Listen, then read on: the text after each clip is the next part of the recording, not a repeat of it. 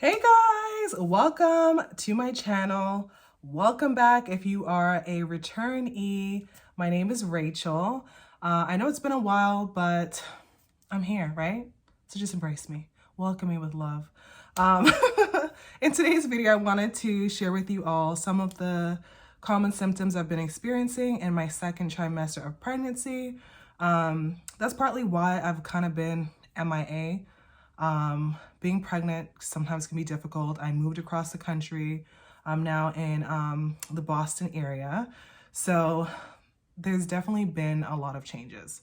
But I kind of wanted to discuss some of the less commonly talked about pregnancy symptoms specific to the second trimester.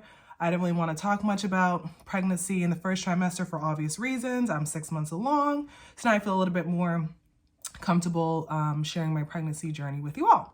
So let's just jump into it. Some of this stuff is superficial. Some of this stuff was kind of serious. We'll start with something superficial. I'm in my second trimester and my nose is already starting to spread its wings, okay?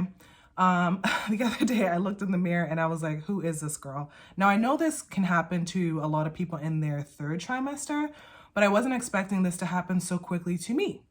For the most part, I'm carrying relatively small, but for some reason, my face seems to be gaining a lot of weight, okay? I think I probably gained about 15 to 20 pounds so far, and I think 10 pounds are in my head alone, okay? Don't argue with me. There's definitely a clear difference in my face, okay?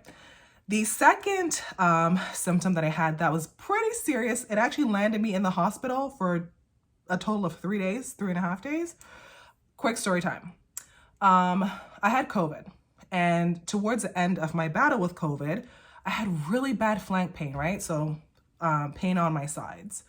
And I said to myself, I think it was around 12 o'clock on a Tuesday, I was like, if this pain does not go away by 5 p.m., I'm going to the ER or an urgent care.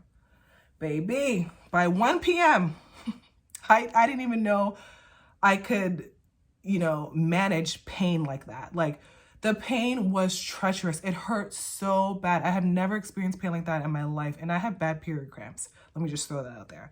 But I was in so much pain. So anyway, long story short, I went to the hospital. They said I was dehydrated. My heart was beating out of my chest, like 135 beats a minute. They said that I had a UTI. So the doctor gave me a antibiotic. He prescribed an antibiotic and sent me on my way. 2-3 days later, same thing. Woke up out of my sleep with super bad flank pain. Went back to the hospital. They ended up admitting me. Turns out the bladder infection had gotten worse. I was in the hospital at that point for 2.5 days. The nurses couldn't set up the IV correctly. At one point, they tried to set it up on my forearm. I was left with bruises listen, horrible experience. In addition to the bad flank pain and bad back pain, my arms were hurting, the crooks of my arm was hurting because of the IV. It was just an experience like no other. And remember, on the tail end of COVID, so I can't take any NyQuil, DayQuil. I'm taking Tylenol, which to me is useless. So there's that, okay? Now let's just segue right into the third thing. I did not know, maybe you all knew, but if you are a first-time mom, if you're over a certain age, and if you've had COVID, the OBGYN can prescribe a low dose of aspirin. So I am currently on that. I take 1 tablet a day, and that's supposed to help with any preeclampsia issues that may arise.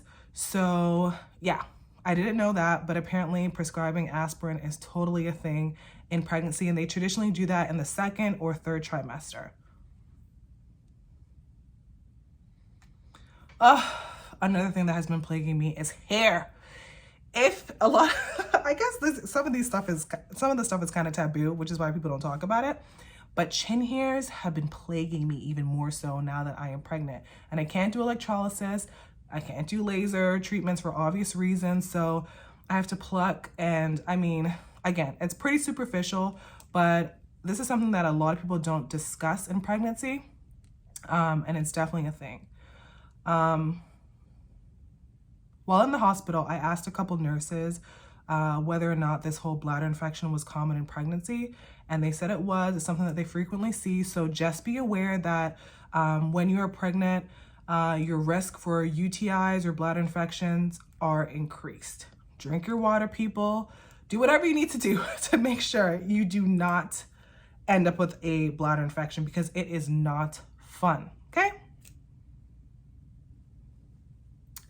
Restlessness. So while I have an increased need to urinate, I do find that I'm waking up in the middle of the night, not necessarily to go to the bathroom. I just wake up and I'm able to fall back asleep. So I don't know if my body is preparing itself for the sleepless nights to come, but I am not sleeping through the night anymore. And it's not only because, you know, I have to get up to use the bathroom. Again, sometimes I just feel super restless, super anxious. That's definitely a new thing for me. And yeah. What else? Let me think. Oh my gosh, breathlessness. I am struggling to breathe in this video. I did not expect to be breathless at month 6, but I am. I'm doing laundry right now as we speak, and to go up and down the stairs, when you hear me come back up the stairs, I sound like I ran a marathon, okay? I sound like a big girl, and I am not carrying heavy. I'm carrying very small. I'm not carrying big, I'm carrying very small. So that is a thing. The last thing I want to discuss, which is also probably taboo, which is why a lot of people don't talk about, and it shouldn't be. These things shouldn't be taboo or, you know, whatever, is probably sweating. I am sweating a lot more than I used to. It's kind of gross. I'm here in Boston and I feel like I need to shower 3 times a day. And I work from home. I'm not really doing anything super strenuous, but I don't know, I just always feel like I need to take a shower. I took a shower maybe like 3 hours ago and I feel like in 2 hours I could take another one just fine without, you know, without having to think too much about it.